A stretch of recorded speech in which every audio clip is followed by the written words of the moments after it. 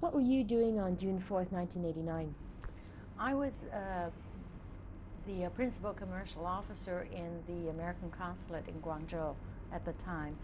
And we had demonstrations in Guangzhou, but the provincial and municipal government in Guangzhou treated the demonstrators in a much friendlier environment and often sent buses to take them back at night when they were tired.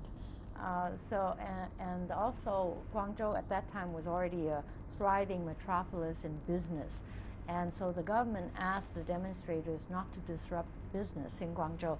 So they were asked to, when they demonstrated, to demonstrate in the bicycle path and not block traffic, and also try to demonstrate after work at night.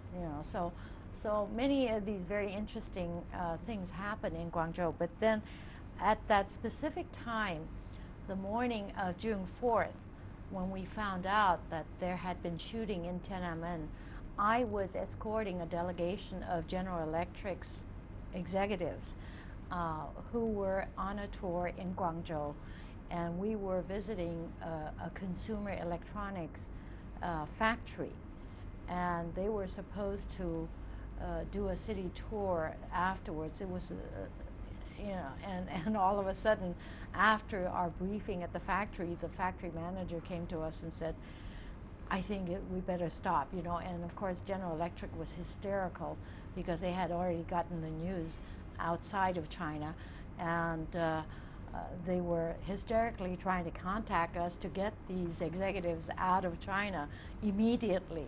But we really didn't feel there was any danger, because things were pretty friendly, and there were at no time was it ever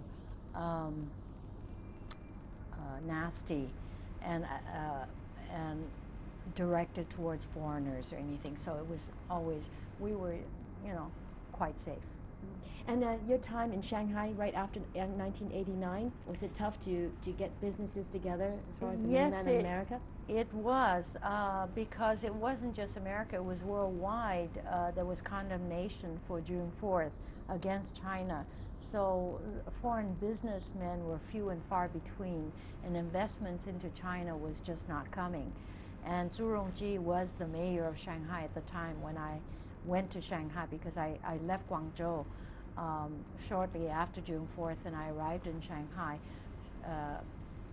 thereafter. And Shanghai was suffering. Shanghai was just beginning to develop.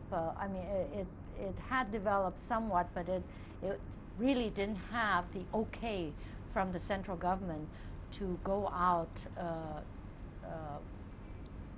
to solicit for foreign investment, and it didn't have all the special treatments that the southern provinces had for foreign investment.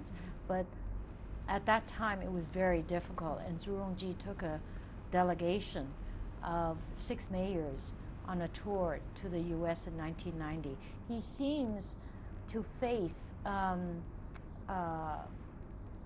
difficulties front on, instead of shying away, like this trip now that he's taking to the was in the U.S. It was a very difficult time, and he could have, most cadres would have said, well, I'll go when the time is better, but he faced it head on, and he says, I'll face it. Did people want to meet him then, in 1990? 1990, there weren't that many foreign businessmen coming to China to meet him. I mean, on this trip, the mayor's trip. Oh, on this trip, yes, everybody wanted to meet him. No, the mayor's trip. Oh, the mayor's trip. Yeah. In 1990, he was busy, but I think it wasn't openly receptive because, politically it was not correct, and the U.S. go through these periods of anti-China mentality that everybody have this herding instinct to go towards,